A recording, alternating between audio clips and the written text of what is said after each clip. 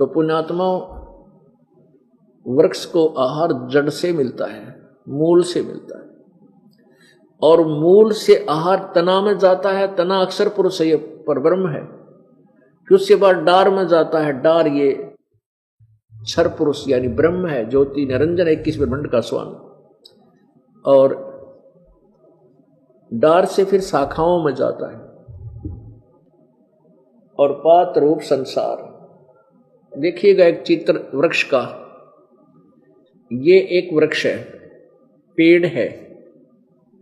श्रीमद् भगवत गीता अध्याय नंबर 15 श्लोक 1 से 4 तक का विवरण है, और 16 और 17 का इस चित्र से क्लियर हो जाता है।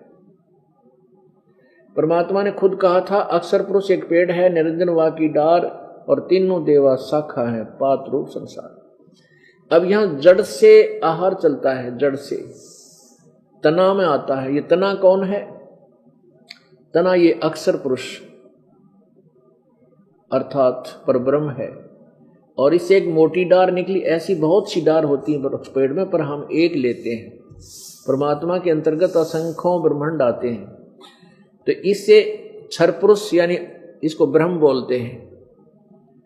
और फिर ये तीनों देवा शाखा हैं, रजगुण ब्रह्मा, सतगुण विष्णु और तमगुण शिव जी, और पात रूप संसार। तो यहां जड़ से आहार चला, अक्षर पुरुष में आया, अक्षर पुरुष से क्षर पुरुष में, क्षर पुरुष से ब्रह्मा विष्णु महेश में, और फिर आगे गया।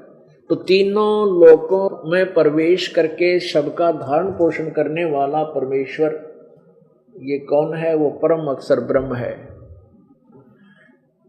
वो परम अक्षर ब्रह्म बनारस में एक शूद्र वर्ग में, वर्ण में, और धानक जाति में, जुलाहा जाति में रहने के कारण जुलाहे की उपमा से सुशोभित हुए।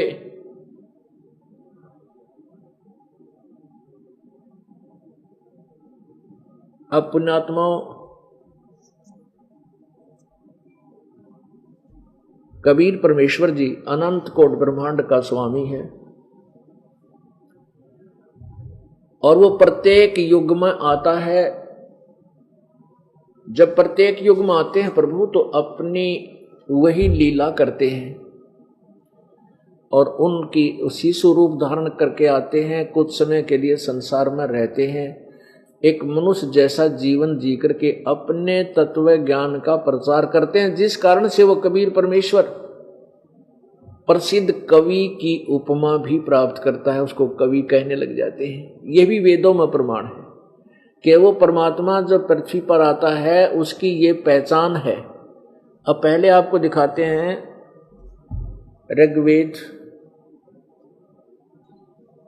ऋग्वेद मंडल नंबर 9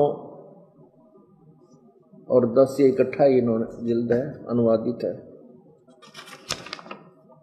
ऋग्वेद ये कहाँ से प्रकाशित है?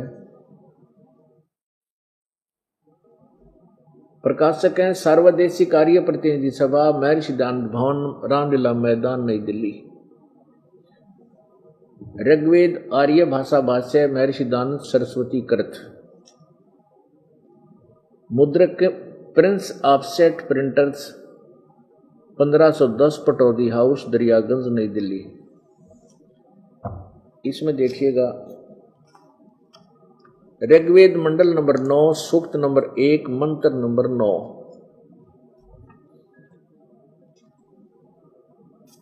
यह है ऋग्वेद मंडल नंबर 9, सूक्त नंबर 1, और ये इसकी संस्कृत है। अभी इमम अधन्या उत्सरंती धेनव, धेनव माने गाय, शिशुम, शिशु माने बालक रूप, सोमम इंद्राय पातवे। अब इन्होंने क्या अनुवाद किया है?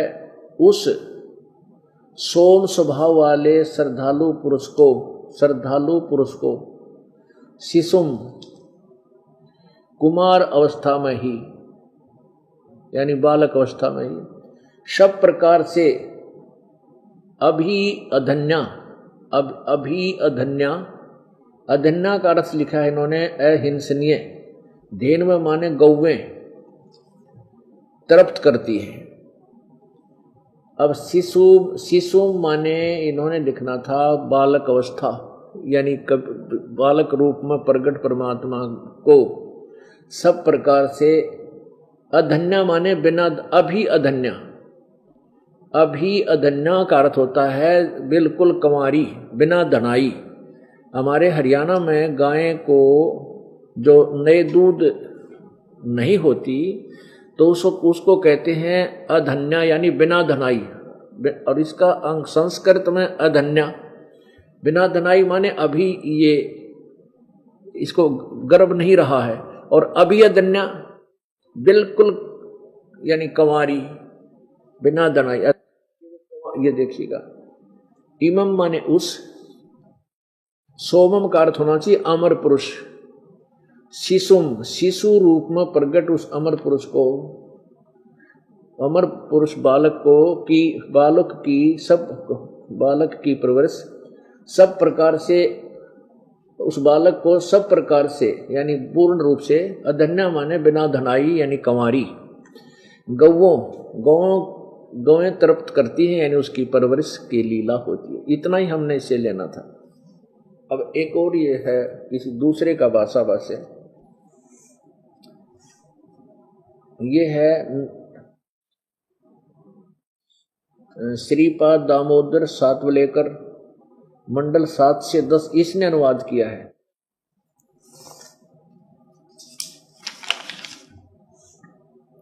ऋग्वेद भाष्यम महर्षि दान सरस्वती, संपादक दयानंद अर्पण, प्रकाशक है विश्व मानव उत्थान परिषद, इतना केंद्र कैलाश, पूर्वी कैलाश, सामुदायिक केंद्र पूर्वी कैलाश, नई दिल्ली।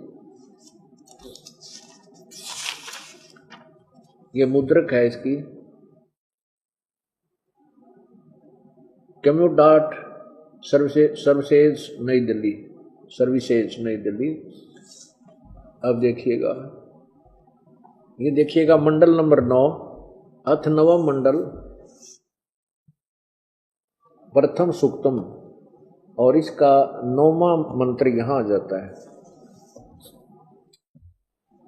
ये मंत्र नंबर 9। इमम शिशुम, इस पुत्र स्वरूप, देखो इस पुत्र स्वरूप सोम के साथ अधन्या धेनव उत, अधन्य गौवें, अधन्य अवध्य लिखा है इसने, अवध्य, इसका अर्थ होता बिना धनाई गौवें इंद्र को पीने के लिए इस सोम रस के साथ अपने दूध को पिलाती है। इवन कहेगा बेरा थाना सट्टे मार रखे, इधर के उधर एंड वेंड लिख रखा। इसका सीधा अर्थ बने, देख फिर देखो, इमम शिशुम, इस पुत्र स्वरूप सोम माने अमर पुरुष को के साथ अधन्या धेनव उत, अवध्य लिख दिया, गौवें इंद्र सोमम, यानी इंद्र को पीने के लिए इस सोमरस के साथ अभिसनंती अपने दूध को पिलाती हैं। बता कोई अर्थ बना। अब पुत्र स्वरूप कौन है, अब सिर पैर का कहेगा पता नहीं था, इन्हें अनुवाद करने बैठ गए। फिर भी कहने का भाव ये दास का कि मैं अगर सीधा इसका अनुवाद करूं तो आप जी को भी शायद विश्वास ना हो, क्योंकि अन्य जो नकली हैं जिनकी अज्ञान की खाल उतर रही है, वो नकली शेर पाक रहे थे, उनकी वह गधे की खाल में ना एक कुम्हार ने क्या किया, गधे के ऊपर शेर की खाल डाल दी। वह शेर की खाल पाई की तो उसने जंगल में, और वो क्या करे, गधे ने छोड़ दे खेतों में। अब रात्रि के समय चांद की रोशनी, चंद्रमा की रोशनी, और वो गधा आसपास के खेतों में चरण लग गया। और वहां रखवाले खेतों के थे, वो भाग जा डर कर, शेर आ गया, शेर से, और बखत से जाकर वो उस गधे ने पकड़ लिया हुआ। वहां पूरा जो है ना आसपास खोप हो गया कि अभी रात्रि के समय शेर आता है और फसल खा जाता है, और हम डर के मारे भाग जाते हैं। ये चर्चा चलते चलते एक पड़ोस के गांव में कुम्हार को पता लग गया। उसने सोचा भाई शेर खेती तो नहीं खाया करे, चलो शेर आ तो जावे, पर शेर खेती तो नहीं खाता। तो उसने सोचा कि अवश्य उस गांव के कुम्हार ने, पहले छोटे गांव में आधे 20-30 घर होते थे, उसमें एक आधा ही कुम्हार होता था। वो गांव में आया, एक व्यक्ति से बोला भाई तुम्हारे शेर को मैं पहचान दूंगा, उस शेर को मैं देख लेता हूं, उसको वश कर लूंगा। गांव वाले बोले भाई तेरा भला होगा, तू कैसे वश करेगा? कि मैं कर दूंगा, तो मेरे साथ चलो। अगना भाई हम नहीं चले। वो कहने लगे तुम ऊपर चढ़ जियो, वृक्षों पर बैठ जाना। 5-10 वो रखवाले वृक्षों पर चढ़ गए और वो 3-4 गधे ले गया, अपने 2-3 गधे, और वो गधे वहां पर छोड़ दिए, वहीं वृक्षों के नीचे खुले। और वो जो जिसके ऊपर गधे के ऊपर खाल डाल रखी थी शेर की, वो खेतों में चला गया। रखवाले बोले देख वो रहा शेर, वो रहा, वो देख वो रहा। कुम्हार जो वो गया था परीक्षार्थ, वो कहने लगा डट जाओ थोड़ी देर, बोलो ना तुम। थोड़ी देर में क्या हुआ कि वो गधे जो कुम्हार के थे वो आपस में लगे अपनी आवाज लगाने, हु वो हुची लगे ना, उस तरह अपने आवाज अपनी बोली बोलने लगे।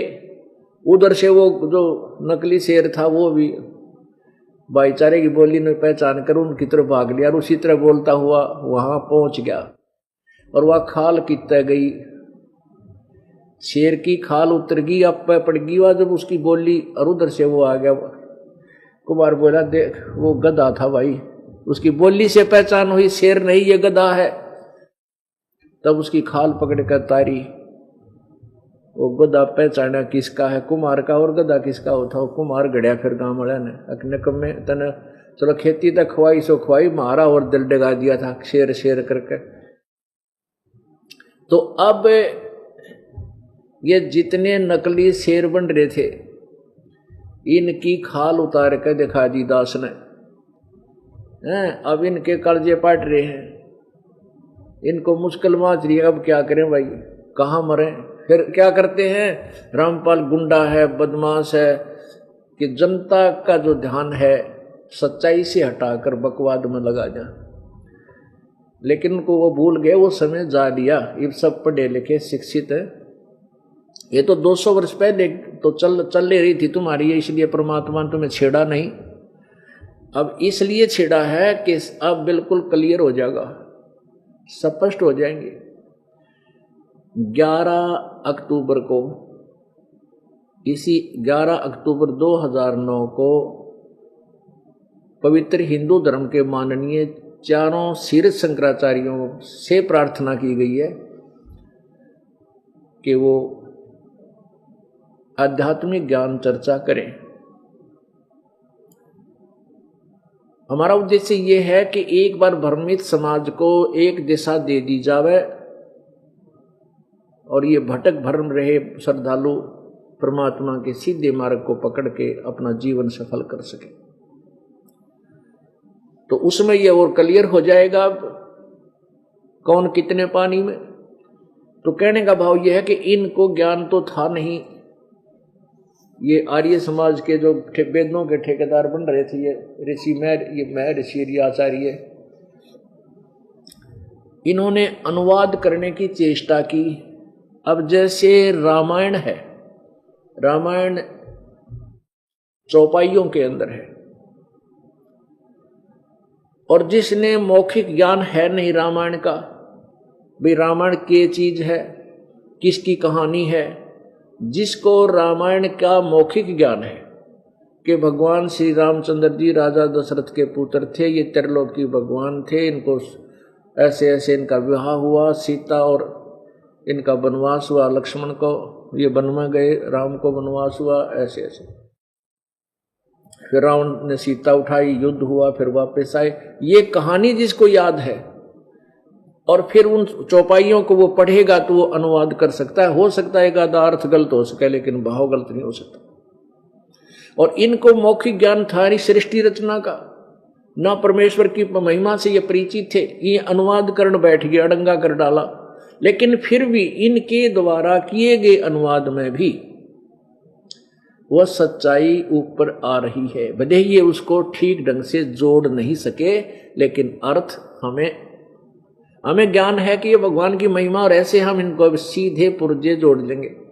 अब किसी ने अगला पहिया गाड़ी का पिछला पो रखा है, पिछला आगे धर रखा है, शरीर किधर ऊपर रख रखा है, तो अब हम जो इसको ज्ञान है वो ठीक ठिकाने लगा के उनको वह गाड़ी तैयार कर देगा। पुर्जे जो के तो जेन्युइन है, वेद हमारे एज इट इज हैं, ये जेन्युइन है।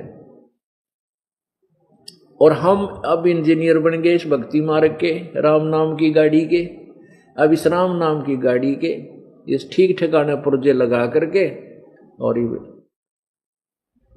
ये ची कर दे चलेंगे इसमें बैठ करके, ठाठ से इसका लाभ उठाएंगे। जो इसका वास्तविक यूज है वो हमें होगा, हम उठा ले, अब इसका लाभ उठाएंगे यथार्थ भक्ति करके। तो एक ये प्रमाणित हो गया कि जब परमेश्वर आते हैं कबीर देव, वो प्रत्येक युग में एक ऐसी लीला करते हैं और उनका वो नाम पूरे युग में वही लीला उनकी प्रसिद्ध रहती है, उनका नाम वो विशेष प्रसिद्ध रहता है। वैसे तो वो अन्य समय में भी आते रहते हैं और कुछ समय के लिए रहकर घंटा 2 घंटा, दिन 2 दिन, फिर चले जाते हैं, सहस्री जाते हैं, सहस्री जाते हैं। परमात्मा के इस आगमन को जो 120 वर्ष तक यहां रहकर गए थे, इनको अतिथि रूप में आना माना जाता है। अतिथि रूप परमात्मा साकार है, मनुष्य सदृश्य है। अभी तक हमें परमात्मा को निराकार बताया गया था, हम परमात्मा को निराकार ही सुना करते थे और फिर ये भी सुनते थे कि परमात्मा पूरे ब्रह्मांडों का रचयिता है, सब उसी ने सब संसार रचा है। तो पुण्यात्मा निराकार कैसे रचेगा? निराकार इंजीनियर, निराकार यानी जो साकार नहीं है, तो कोई एक पेचकस बना के दिखा दो हमें। और तो जहाज बनाना बहुत बड़ी बात है, एक पेचकस बनवा दो उस निराकार इंजीनियर पे। पुण्यात्मा परमात्मा साकार है। अब देखो कितना सुंदर शरीर प्रत्येक प्राणी का बनाया, और जिस अंग की जहां आवश्यकता थी वहीं लगाई। जहां 2 की आवश्यकता थी 2 लगाए, एक नाक बंद हो जाए दूसरे में, और सांस का जुगाड़ मुंह भी, नाक भी बंद हो जाता मुंह से। यानी कितना हर तरह सूझबूझ से उस मालिक ने यह पुतला बना के हमें दिया। तो क्या बगैर सोच समझ के, बगैर किसी वो साकार के ये बना सकता है? तो पुण्यात्मा अभी तक हमें ऐसे ही गेड़ में डाल रखा था इन्होंने, भ्रमित लोगों ने, भ्रमित इन कथित ऋषियों ने, महर्षियों ने। इनको स्वयं ज्ञान नहीं था, ये और के बताएंगे। तो इस प्रकार ये परमात्मा की महिमा से अपरिचित होने के कारण पूरा मानव समाज भ्रमित है। अब इस पुण्य आत्माओं को, इस भ्रमित समाज को शास्त्र अनुकूल दिशा देने का हमारा प्रयत्न है और परमात्मा इसे सफल करेगा। हम उनसे बार बार प्रार्थना करते हैं। परमात्मा बहुत युग बीत गए, काल का दाव लगा हुआ है, और परमेश्वर ने स्वयं भी 600 वर्ष पहले जब वो आए थे दुल्हे रूप में, यहाँ एक तत्वदर्शी संत की भूमिका कर रहे थे, तब स्वयं भी बताया था कि कलयुग में एक समय जब ये पिछली पीढ़ी आएगी, उस समय समाज शिक्षित होगा और उस समय इस तत्व ज्ञान को सार्वजनिक किया जाएगा। पूरा विश्व परमेश्वर कबीर जी के ज्ञान का लोहा मानेगा, पूरा विश्व स्वीकार करेगा, पूरे विश्व में शांति होगी। और ये हाहाकार मच रही है, आपसी प्यार रहा नहीं, माया माया दिखाई देती है, धन धन दिखाई देता, ना भाई ना बहन दिखता, ना रिश्तेदारी दिखाई देती है, ना माता पिता की तरफ कोई श्रद्धा और आस्था या कोई भाव नहीं रहा। वो इसी तरीके से समाप्त होगा। ज्ञान होगा। ज्ञान के बाद फिर परमात्मा वो सुख देगा जो हम चोरी करके प्राप्त नहीं कर सकते। वो धन देगा, इतना आपको बरकत देगा, ना चोरी से कर सकते, ना हम मिलावट से कर सकते, ना रिश्वत से कर सकते, बल्कि वो पाप बढ़ते हैं और वो धन व्यर्थ जाता है किसी ना किसी बीमारी में या किसी और कारण से, चोरी में, अग्नि में खराब हो जाएगा और पाप शेष रह जाते हैं। और परमात्मा देगा वो 1 नंबर का धन होगा। आपके आने वाली आपदाओं को परमात्मा बचाएगा और ऐसे सुख देगा जैसे नीरू नीमा को असरफी दे दी सोने की, जिसने सारे ब्रह्मांड रच दिए। तो क्या आपका निर्वाह उसके लिए दूभर है? मां के पेट में किसने पाला था? मां के पेट में किसने पाला था? ना कोई इंजेक्शन लानिया डॉक्टर था। पेट में मां के गर्भ में जो भी बच्चा था, लड़का या लड़की, तो वहां किसने पालन किया? किसने इसको संभाला? किसने इसकी स्वास्थ्य का ध्यान रखा? परमात्मा ने। और बाहर आने के बाद भी वही हमारी परवरिश, जो हमारे संस्कारवश से सबको प्राप्त करवा रहा है। माध्यम भी वही बनाता है, मीडिया भी वही बनाता है, जिससे भी जो करवाना है वही करवाता है। उस परमात्मा के हुक्म बिना पत्ता भी नहीं हिल सकता। भक्ति मुक्ति के दाता सतगुरु, ये भटकत प्राण फिरंदा, उस साहिब के हुक्म बिना नहीं तरवर पात हिलंदा। उस परमात्मा के हुक्म बिना पत्ता का, तरवर का पत्ता भी नहीं हिल सकता। तो सब, अब जैसे इसी का समर्थन हमारी पवित्र गीता जी अध्याय नंबर 15 श्लोक 17 कर रहा है कि उत्तम पुरुषत्व ने, वो वास्तव में सही भगवान, श्रेष्ठ प्रभु तो कोई और है। कौन और है? जो ऊपर वर्णित 16 श्लोक में वर्णित क्षर पुरुष और अक्षर पुरुष से और कोई भिन्न है, वो परम अक्षर ब्रह्म है, परम अक्षर पुरुष है। वो परम अक्षर पुरुष ये कबीर देव है, जो कबीर परमात्मा बनारस में आई थी और तीनों लोकों में प्रवेश करके सबका धारण पोषण वही करता है। जिसने जैसा भी कुछ किया है उन सब का प्रतिफल भी परमेश्वर कबीर देव ही देता है, चाहे ब्रह्मा का फल है, चाहे विष्णु का, चाहे शिव का। अपनात्मा जैसे भगवान विष्णु जी सतोगुण के अवतार श्री रामचंद्र जी ने बाली को मारा था सुग्रीव के भाई को धोखे से, वो दंड भी विष्णु को भोगना पड़ा।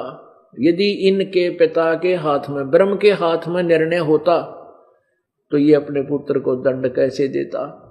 अब न्याय जो परमात्मा ने एक विधान बना दिया कि ये भी उस दंड से दंडित होंगे।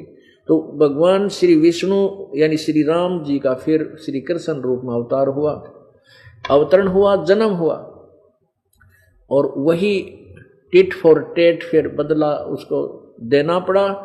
जो बाली वाली आत्मा थी वो शिकारी बना और श्री कृष्ण विष्णु वाली आत्मा, श्री राम वाली आत्मा श्री कृष्ण बनी और श्री कृष्ण जी के पैर के तलवे में तीर मार के उस बाली वाली आत्मा ने श्री कृष्ण जी का वध किया। वो भी बदला इन्होंने देना पड़ा, वो दंड भोगना पड़ा। तो परमात्मा कबीर जी ने विधान बनाकर और इस काल को दे दिया। अब ये इसका पालन करता है, जैसे कर्म कोई करेगा वैसा फल देगा, इतना ही इनका काम है। अब यहां कर्म काल ने इतने बुरे लगा दिए हमारे कि पृथ्वी ऊपर पग जो धारे, करोड़ जीव एक दिन में मारे। अब जो साधना वेदों में वर्णित है, जो भक्ति विधि अन्य शास्त्रों में वर्णित है, जैसे पुराणों में, गीता जी में, ये साधना पाप नाशक नहीं है, पाप नाशक नहीं है। हाँ, जैसे कर्म करोगे वैसा फल इनसे मिलेगा। पाप नाशक साधना कबीर परमेश्वर के सूक्ष्म वेद में है, वो 5वां वेद है। वो उस वेद का ज्ञान परमात्मा ने स्वयं ही आकर दिया है। वो कबीर वाणी जैसे आपने गीता जी अध्याय नंबर 4 के श्लोक नंबर 32 में देखा पढ़ा कि जो अध्याय नंबर 4 के 25 से लेकर 30 तक जो साधनाओं का वर्णन है, इस तरह के बहुत प्रकार के जो साधना, यज्ञ, भक्ति विधि उस ब्रह्मण मुखे परमात्मा परमेश्वर सच्चिदानंद घन परमेश्वर की वाणी में विस्तार से कहे गए हैं। और उससे, उस साधना को करने से पूर्ण रूप से मोक्ष प्राप्त हो जाती है। और वो साधनाएं जो सवसम वेद में लिखा है, वो कर्म करते करते पूर्ण होती हैं, कर्म करते करते ही वो साधना की जाती है, ऐसा वर्णन है। अब इसका आपको थोड़ा सा दिखाते हैं वर्णन। अपुण्यात्माओं वेदों में आपको दिखाते हैं उस सच्चिदानंद घन की वाणी, कबीर वाणी। उस परमात्मा का क्या नाम है? वो परमात्मा कौन है जो कवि की उपाधि प्राप्त करता? वेद बताते। अब देखिए ऋग्वेद मंडल नंबर 9 के सूक्त नंबर 96 में, ये वही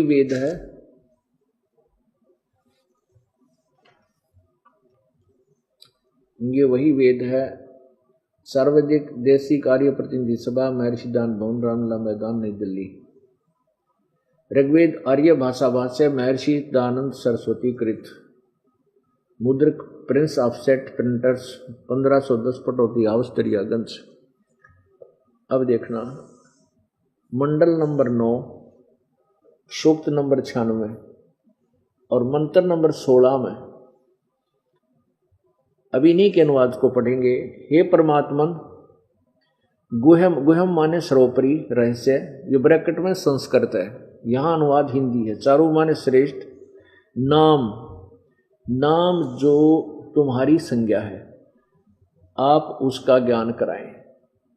अब इस संस्कृत में क्या है कि गुहम चारु नाम अभर्ष, हम इसका इन्हीं का हिंदी पढ़े। हे परमात्मन, सर्वोपरि रहस्य श्रेष्ठ, जो नाम माने जो आपका नाम है, जो तुम्हारा नाम है, आप उस नाम का ज्ञान कराएं। आपका जो वास्तविक नाम है, श्रेष्ठ माने वास्तविक नाम है, सही नाम है, श्रेष्ठ। अब संस्कृत स्पष्ट बता रही है, गोहम चारु नाम अभ्यर्ष, ये अनुवाद कर रहे हैं। हे परमात्मन, सर्वोपरि रहस्य श्रेष्ठ, जो नाम माने जो आपका नाम है, संज्ञा है, आप उस नाम का ज्ञान कराएं, ये होना चाहिए। अब 17वें में वो ज्ञान कराया है, वो न भगवान का के नाम है। देखो इसी के 17वें श्लोक में ये कराया है। 9वें मंडल नंबर 9 का सूक्त 96 मंत्र 17, 16 आपने पढ़ लिया थोड़ा सा, जितनी हमें आवश्यक है। अब यह शिशुम, अब ये वहीं से बात प्रारंभ हुई कि जब परमात्मा शिशु, वो पूर्ण परमात्मा प्रत्येक युग में शिशु रूप यानी बालक रूप धारण करके प्रकट होता है। और जब वो छोटे बच्चे की परवरिश रूप में कंवारी गांव से उनकी परवरिश होती है। ये तो 9वें अध्याय के मंडल नंबर 9 के सूक्त नंबर 1 मंत्र नंबर 9 ने क्लियर कर दिया। अभी उसी 9वें ही मंडल में ऋग्वेद के मंडल नंबर 9 के सूक्त नंबर 96 में और मंत्र नंबर 17 में अब क्या बताया है। 16 में कहा कि आपका वो नाम क्या है वास्तविक, जो बालक रूप धारण करके परमात्मा एक आते हैं, तो उसका वास्तविक नाम क्या है। तो 17वें में बताया कि जो शिशु रूप, शिशुम व शिशु रूप में जो परमात्मा प्रकट होता है, उसमें वो क्या करता है कि अपने तत्व ज्ञान को लेकर स्वयं ही प्रकट होता है और अपने तत्व ज्ञान को लोकोक्तियों के माध्यम से, कविताओं के माध्यम से उच्चारण करता ऊंचे ऊंचे स्वर में, गरज गरज के। और परमात्मा यही बताते हैं, चारों युग में संत पुकारे, कूक कहा हम हेल रे। कूक माने आवाज लगा के ऊंची, हेल माने हेला देकर, आवाज देकर। चारों युग में संत पुकारे और कूक कहा हम हेल रे, हीरे माणक मोती बरसे ये जग चुगता ढेल रे।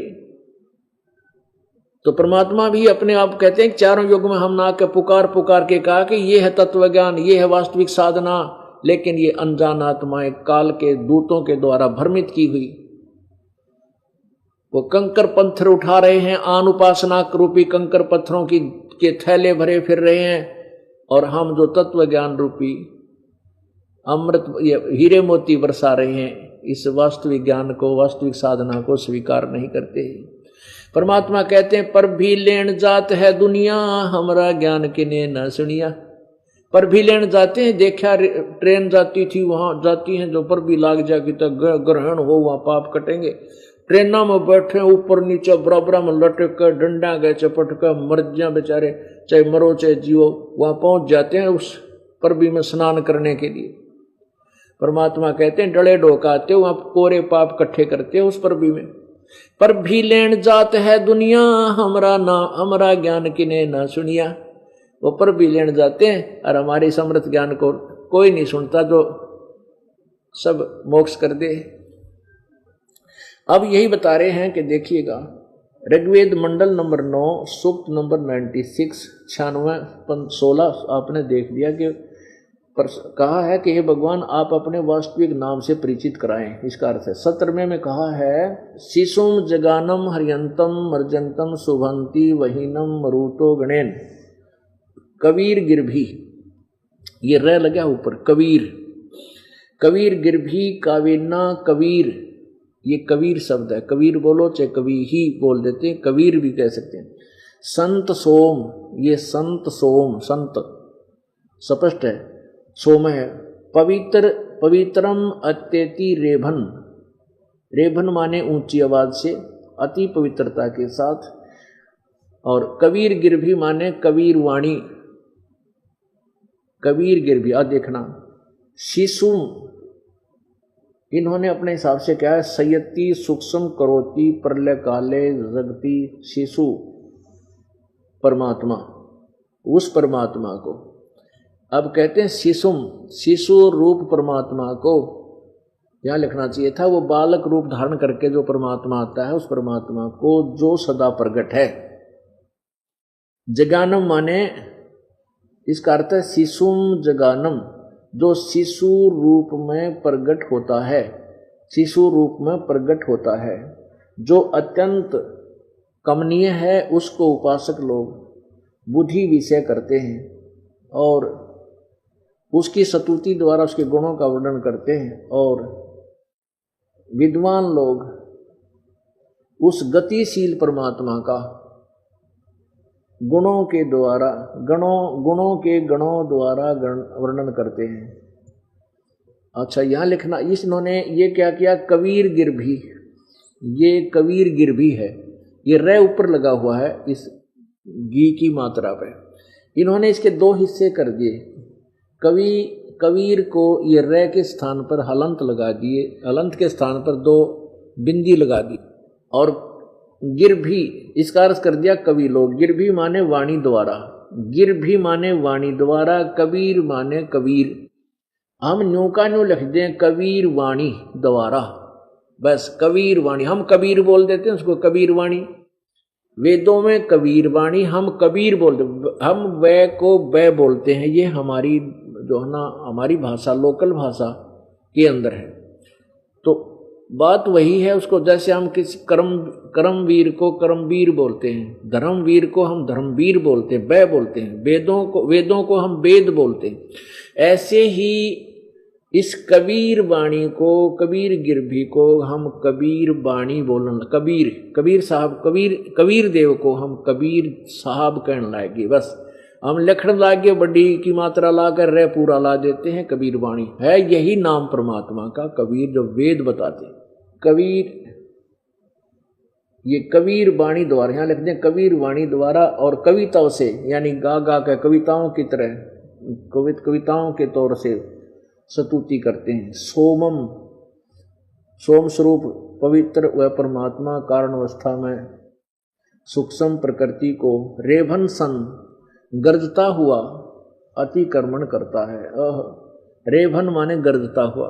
आगे देखिएगा 18 में, ऋषि मना, ये ऋषि कृत सवर्षा सहस्रनिथ पदवी कविनाम तृतीयम धामम महिष शिष्य संत सोम सोमो विराजमानु राजती स्तुप। अब वो परमात्मा कहाँ रहता है वो भी देखिएगा। सोम स्वरूप परमात्मा पालन की इच्छा करता हुआ जो महान परमात्मा तृतीयम धाम देवयान और पितरान इन दोनों से पृथक तीसरा जो मुक्ति धाम है, तृतीयम धाम माने जो तीसरा मुक्ति धाम है, उसमें विराजमान है। ये ज्ञान योगी इन्होंने गलत लगा दिया। विराजम माने विराजमान है। अच्छा, ऋषि मना सर्व ज्ञान के साधन रूप मन वाला वह परमात्मा जो ऋषिकृत सब साधनों का प्रदाता। ये कोई बात हुई। अब इसका वास्तविक अर्थ ये बनता है, अब वेद सिद्ध कर रहे हैं कि परमात्मा साकार है, एक देशीय है, वो तीसरे मुक्ति धाम में रहता है। अब मुक्ति धाम कौन सा है? पूर्ण मोक्ष स्थान जो है सतलोक है। एक ये क्षर पुरुष का लोक, ब्रह्म का 21 ब्रह्मांड का, ये भी धाम कहलाता है, ये भी एक लोक कहलाता है। और एक 7 शंख ब्रह्मांड का जो परब्रह्म का, ये भी एक धाम लोक यानी एक इसका लोक कहलाता है। इसमें आगे ब्रह्मांड विभाजित है वो अलग है। जैसे एक देश, प्रत्येक देश में अपने अपने अलग से फिर नाम अलग होते हैं, राज्य न्यारे होते हैं, स्टेट जिले अलग होते हैं। तो तीसरा जो धाम है वो सतलोक है, रत धाम उसको कहते हैं। रत धाम माने अविनाशी सतलोक, सतधाम, सच्चा लोक जो कभी नष्ट नहीं होता, उसमें वो परमात्मा रहता है। अब तत्व ज्ञान इस दास के पास है, उसके आधार से फिर इन सदग्रंथों को, इन वेदों का अनुवाद सही ढंग से कर दिया। अब वेद तो ओरिजिनल जेन्युइन पार्ट से, स्पेयर पार्ट की दुकान समझ लो। और गाड़ी बनाता है इंजीनियर, इस दास को परमात्मा ने इस राम नाम की गाड़ी बनाने वाला इंजीनियर बना दिया। परमात्मा ने सब कुछ दे रखा है, सारा ज्ञान विद्यमान है। उस ज्ञान को केवल अनुवाद ठीक करना है। अब आपको क्लियर करते हैं, थोड़ा कंसेप्ट बहुत क्लियर हो जाएगा। पुण्यात्माओं, आप परमात्मा प्राप्ति वाले विद्यालय में प्रवेश प्राप्त कर चुके हो। अब जैसे आप जी को ड्रेस अन्य प्राणियों से भिन्न है, बच्चा जो विद्यालय में जाता है, स्कूल जाता है, उसकी ड्रेस न्यारी होती है, उसको सुविधा भी माता पिता बहुत देते हैं, ना उनसे कोई काम लेते हैं विशेष। बेटा बेटी तुम पढ़ो और अपना जीवन सफल करो। तो जिसको भी आज मानव शरीर प्राप्त है इस पृथ्वी पर, वो परमात्मा के पाने वाले विद्यालय का विद्यार्थी है। और जो विद्यार्थी अपना कार्य पूरा नहीं कर रहा है, वो पढ़ नहीं रहा है, तो वो फेल हो जाता है, असफल हो जाता है। फिर वो कितना पश्चाताप करता है कि एक समय एक व्यक्ति एक रोड बन रहा था, सड़क बन रही थी, और वहां पर वो भी, उसकी पत्नी भी वहां मिट्टी डाल रहे थे, मजदूरी कर रहे थे। और वहीं उनके बच्चे रेत के अंदर वृक्ष के नीचे लेटे हुए थे, रेते में कोई खेल रहा था, कोई सो रहा था। उसी समय उसी रोड का एग्जीक्यूटिव इंजीनियर आ गया, यानी एक्शन, और वो उसका सहपाठी था। किसका? जो मिट्टी ढो रहा था। जब वो एक्शन आगे जा चुका अपना, वहां उनके इंस्पेक्शन आदि करके, तब वो व्यक्ति कह रहा है जो वहां मिट्टी डाल रहा था, टोकरियां थे, तसड़ियां थे, वो कहता है ये मेरा सहपाठी था, मेरे साथ पढ़ा करता, मेरे कर्म फूट गए, मैं पढ़ा को नहीं, खेलता फिरता रहा और कुसंगत में पड़ गया, बच्चा के साथ बीड़ी बैड़ी पीने लग गया, मैं पढ़ा को ना। आज देख ये तो गाड़ी में बैठ कर चल रहा है और मैं मजदूरी कर रहा हूँ, और मेरे बच्चे ये रेत में पड़े हैं यहाँ पर, और इसके बच्चे कोठियों में रहते हैं। अब पुण्यात्माओं, परमात्मा कहते हैं ऐसे रोगे तुम जब ये मनुष्य शरीर आपके हाथ से छूट जाएगा। कहते अच्छे दिन पाछे गए, गुरु से किया ना हेत, अब पछतावा के करया चिड़िया चुगी खेत। परमात्मा कहते हैं, परमात्मा की वाणी को गरीबदास जी कैसे महिमा याद दिलाते हैं। ये संसार समझदा नाही, कहंदा श्याम दोपहरे नो, गरीबदास ये वक्त जाता है रोवोगे इस पैरे नो। कहते हैं ये समय जा रहा आपका हाथ से छूट गया, फिर रोया करोगे इस समय को याद करके, फिर कुछ हाथ नहीं लगेगा। तो पुण्यात्माओं, आप विद्यार्थी हैं और आप देखते हो आप अपने बच्चों को कितना समय देते हो।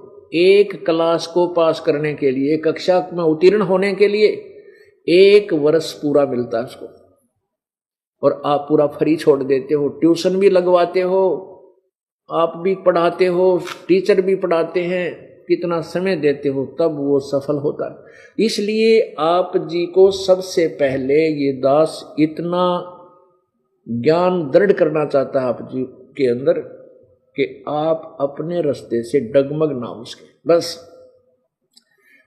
गीता जी अध्याय नंबर 2 के श्लोक नंबर 53 में कहा कि अर्जुन, जिसमें तेरी बुद्धि भिन्न भिन्न प्रकार के भ्रमित करने वाले वचनों से हटकर एक परमात्मा के वास्तविक ज्ञान पर टिकेगी, तब तो तू योग को प्राप्त होगा, तब तो तू भगत बनेगा, जब तक भक्ति के योग होगा। तो इसलिए हमें सबसे पहले ज्ञान का होना अति आवश्यक है। नहीं तो कोई कर देगा भ्रमित, बहका देगा, आप फिर उसी कुमार्ग पर चलकर अपना जीवन बर्बाद कर जाओगे। तो अब हाँ, दास आपको थोड़ा समय इसलिए दे रहा है क्योंकि परमात्मा की महिमा, बदले रे भगवान तेरा काम आओगा, बदले रे भगवान तेरा काम आओगा। ये तो पता नहीं कितनी वाणी भगवान की हम सुना सकते हैं, गाकर भी सुना सकते हैं, दोहों को भी सुना सकते हैं। वो तो विषय है केवल प्रेरणा देने का। आप पूर्ण प्रेरित हो, आप परमात्मा की खोज में हो, इसलिए आपको ये गूढ़ रहस्य सदग्रंथों के रूबरू करना अति आवश्यक है। जैसे पहली क्लास के बच्चे को जोर जोर से आवाज देकर याद कराते हैं, गिनती कराते हैं, पहाड़े याद कराते हैं, A for Apple, B for book, और फिर उस बच्चे को आगे क्लासेस में जाने के बाद वो ऐसे नहीं बोलता, फिर तो मन मन में उनका रट्टा लगाता है, गूढ़ रहस्यों पर विचार करता है, बहुत अच्छी, फिर अपने गूढ़ रहस्यों में अच्छे ज्ञान को ग्रहण करता है। तो अब आप जो भगवान की तरफ आ चुके हो, आप प्रथम द्वितीय तृतीय क्लास से ऊपर हो, तो जो पहले से लगे हुए हैं, जिनको दूसरा नाम प्राप्त हो गया, वो बच्चे बालक नहीं रहे।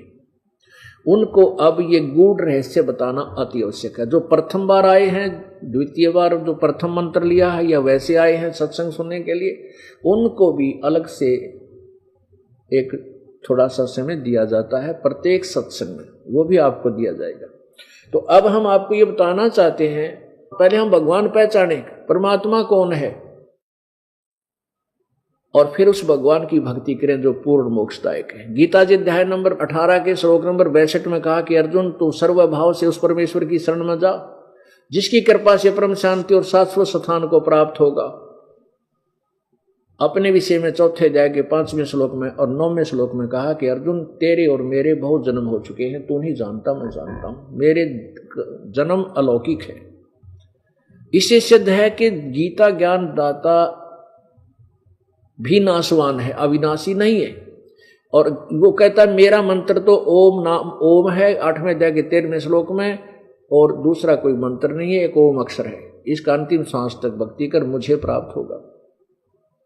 यदि तूने पूर्ण मोक्ष चाहिए, 15वें अध्याय के 4थे श्लोक में कहा कि तत्वदर्शी संत के मिलने के पश्चात तू तत्व ज्ञान रूपी शस्त्र से, तत्व ज्ञान रूपी शस्त्र से इस उलझे हुए अड़ंगे ने काट कर उलझे हुए ज्ञान को समझकर उसके पश्चात उस परम पद परमेश्वर की खोज करनी चाहिए, जहां जाने के बाद साधक फिर लौटकर संसार में नहीं आते, और जिस परमेश्वर ने संसार रूपी वृक्ष की रचना की है, और वही पूजा के योग्य है, नथिंग एल्स।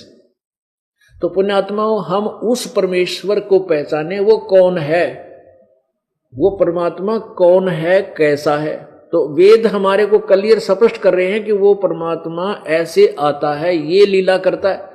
और ये लीला आज तक किसी श्री कृष्ण ने करी हो, श्री राम ने करी हो, या 9 अवतार आ लिए उनने करी होगा, बता दिखाओ, हम उनको भगवान मान लेंगे। अब वो परमात्मा की लीला आज नहीं बता रहा दास, कोई ने सोचा वेद पढ़ के आज लिख दी होंगी इसने कबीर सागर में, ये तो 600 वर्ष पहले लिखा हुआ भगवान की महिमा। और वो आज वेद समर्थन कर रहे हैं, हमारे पवित्र वेद। तो इसलिए नो पहचान हो जाएगी उस लाल की।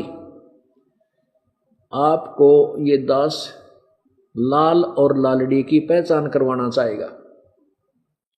कैसे? एक समय एक सेठ था, उसके 2 बच्चे थे, उसकी मृत्यु होगी। बच्चे बालक थे, कोई 12, 13, 14 वर्ष के। मां चिंतित हुई। उसके बड़े भाई यानी जो मर गया था, उसके बड़े भाई ने सोचा कि बच्चे बालक हैं, क्यों ना इन बच्चों को मैं अपने साथ बिजनेस व्यापार में रख लूं। कुछ दिनों के बाद ये अपने पैरों पर खड़े हो जाएंगे, अपना बिजनेस फिर अलग से कर लेंगे। वो सोच रहा था, इतने में उसकी मां ने कहा कि बेटा तुम अपने अंकल से जाकर कहो, ताऊ जी से, बड़े को, अंकल को, बड़े पिता के बड़े भाई को हमारे यहाँ हरियाणा में ताऊ बोलते हैं, ताऊ जी। तो उसने अपने पुत्रों से कहा, मां ने, कि बेटा तुम अपने ताऊ जी के पास जाकर के उनसे प्रार्थना करो कि कुछ समय आप उनके साथ पार्टनरशिप कर लो, बिजनेस में हिस्सा कर लो। तुम बालक हो, उनसे कहो, प्रार्थना करो जाकर के कि आपको साथ रख ले काम धंधे में, हमारे कोई कमाने वाला रहा नहीं। उन दोनों बच्चों ने जाकर ताऊ जी से प्रार्थना की। ताऊ जी कहने लगा, बेटा मैं तो पहले ही सोच रहा था, मैं खुद ही तुम्हारे पास आने वाला था, बहुत अच्छा तुम स्वयं आ गए और मेरे साथ चलो बेटा, बिजनेस सीख लो, व्यापार का एद भेद तुम्हें सारा सिखा दूंगा। तो उसकी मां ने क्या कहा कि बेटा ले, पूंजी तो हमारे पास है नहीं बच्चों, तेरे पिताजी के समय के रखे हुए लाल हैं। उस माई ने एक गठड़ी, छोटी सी पोटली जिसमें 4-5 वो लाल, जिनको वो लाल कह रही थी, वो जाकर के अपने पुत्रों से कहा कि ले बेटा, ये तेरे ताऊ जी ने दे दो ये लाल, कहीं आवश्यकता पड़े तो इनको गहने रख लेगा, इनको रख लेगा, कहीं गिरवी रखना हो, काम चलाना हो, इनसे अपना उधार सुधार ले लेगा। अब वो बच्चे उन मां के द्वारा दिए गए लाल वो गठड़ी लेकर गए, छोटी सी पोटली, और कहा, ताऊ जी मेरी मां ने कहा कि हमारे पास पैसे तो है नहीं, इन कुछ लाल हैं मेरे पिताजी के समय के रखे हुए, इनको ले लो और कहीं आवश्यकता पड़े तो गिरवी रख लेना, फिर छुड़वा लेंगे अपने। अब ताऊ जी ने वह गठड़ी खोल कर देखी, अंकल जी ने, उसने कहा, बेटा ऐसे करो, इनको ऐसे ही बांध कर तेरी मां ने दिया वापस और संभाल कर रख लेगी। उस दूसरे शहर में मेरी उधार बहुत चलती है, पैसे आवश्यकता पड़ेगी तो फिर ले चलेंगे इनको, नहीं तो काम चल रहा है। अब उन्होंने आकर के ज्यों की तुम वार्ता ताऊ जी की बता दी और मां ने वो लाल सुरक्षित रख दिए। वो ताऊ जी जो है उन बच्चों को लेकर गया दूसरे शहर में, वहां उनके हाथों से लालों का जो है व्यापार इधर उधर से लेन देन करवाया। अब एक दिन किसी व्यक्ति से 50,000 रुपए का सामान खरीदा। जहां वो धर्मशाला में रुके हुए थे ताऊ और वो दोनों बच्चे, अंकल और वो बच्चे, वहां आकर के उस ताऊ जी ने कहा कि बेटा लो ये लाल है, इस लाल को ले जाओ और उसको देकर आओ जिससे 50,000 का सामान लाए हैं, उसको कह के आया था मैं कि तेरे पास हम लाल गिरवी रख देंगे। उस लड़के, वो दोनों बच्चे भाई वाले, उस ले करके उन लालों को उस सेठ के पास गए। सेठ जी से कहा कि सेठ जी मेरे ताऊ जी ने ये लाल गिरवी रखने के लिए कहा, तेरे से 50,000 का सामान लेकर गए, इस लाल ने गिरवी रख लो, वापस आवांगे फिर हम अपने पैसे देकर ये लाल छुड़वा लेंगे। अब उस सेठ ने एक व्यक्ति बुलाया, जौहरी, जो लाल परख करता है, उसको बताया भी देखना देखना ये लाल ठीक है। जौहरी ने देखकर बताया कि लाल नहीं सेठ जी, ये तो लालड़ी है, लालड़ी है, और ये तो 100 रुपये की भी कोनी, लाल तो 9 लाख रुपए का होता है, ये लालड़ी नहीं है, ये लाल नहीं है, लालड़ी है। अब उस सेठ जी ने गुस्से में आकर के वो लालड़ी जो थी लाल के स्थान पर जो ले गई थी वो बाहर मारी गली में फेंक के, और कहने लगे उस बच्चों को कि तुम्हारा ताऊ अब मुझे धोखा देना चाहता है। वो आदमी ऐसा तो नहीं लगता था, बहुत नेक आदमी था, मैं क्या मना करूं था, पैसे फिर दे देते हैं, मेरे साथ धोखा करने आए हो तुम, ये लाल नहीं लालड़ी है, देख तुम्हारे सामने ये बता रहा है जौहरी। अब वो दोनों बच्चे बड़े चिंतित हुए, उस उठाकर उस गली में पड़े हुए उस लाल को अपने ताऊ जी के पास आए। ताऊ जी से कहा, ताऊ जी वो सेठ बड़ा नालायक आदमी है और उसने हमारे साथ बदतमीजी की, आपको भला बुरा कहा है, और कहने लगा ये एक आदमी बुलाया उसने कोई, उसने कह दिया ये लाल नहीं लालड़ी है। और ताऊ जी ने बोला तेरे ताऊ जी ना, सेठ कहने लगा तेरे ताऊ जी धोखा करने लग गए, अब ऐसे व्यक्ति तो नहीं लगते थे, क्या बात होगी उन्होंने, मैं क्या मना करूं था, मैंने क्या उसको कभी उधार देने से मना किया है, वो क्यों मेरे साथ ऐसा किया, उसने ये नकली लाल बेच दिया। अब वो ताऊ जी को तो पता था कि मैंने जानबूझकर लालड़ी दी है ताकि ये बच्चे इनका झटका लगे, कोई धमका वही ध्यान से देखेंगे उसको। तो सेठ ने कहा बेटा हो, अरे बेटा ये लालड़ी सचमुच लालड़ी है, लाल नहीं है ये, वो दूसरी तरफ रखा था लाल, कहा देख बेटा यू है लाल, अब लेकर जाओ, देखो इसमें कितना अंतर है। अरे बेटा मेरे धोखा लग गया, गलती से दे दियागा, लाल के स्थान पर मैंने लालड़ी दे दी बेटा। अब वो दोनों बच्चे फिर गए सेठ के पास और जाकर कहा ले सेठ जी मेरे ताऊ जी से धोखा हो गया, धोखे से लाल के स्थान पर लालड़ी दे दी गई, मेरा ताऊ ऐसा नहीं जैसा तू कह रहा था। वो सेठ बोला भाई बात तो तुम्हारी ठीक है बच्चा, तुम्हारा ताऊ ऐसा तो नहीं है, लेकिन वो तो भाई लालड़ी थी। और वो फिर बनाया वही व्यक्ति जौहरी, सेठ ने, जौहरी ने देखते ही बता दिया कि हाँ ये लाल है, ये लाल है, वो लालड़ी थी। अब उन बच्चों ने वो झटका लगा बच्चों के, तो उनको करड़ी खूब पहचान होगी, लाल और लालड़ी कति मन में बस गई कि ऐसा लाल होता है, ये ऐसी लालड़ी होती। अब उनका अंकल जी व दोनों बच्चे वापस स्वदेश लौट आए। अब उस ताऊ जी ने कहा, अंकल ने कहा कि जाओ बेटा ये वापस चलाएंगे 1-2 दिन में, तेरी माँ से वो लाल ले आओ, और वहां आगे की गिरवी गिरवी रखने पड़ेंगे, जरूरत पड़ सकती है, ले आओ जाके। दोनों बच्चे भागे गए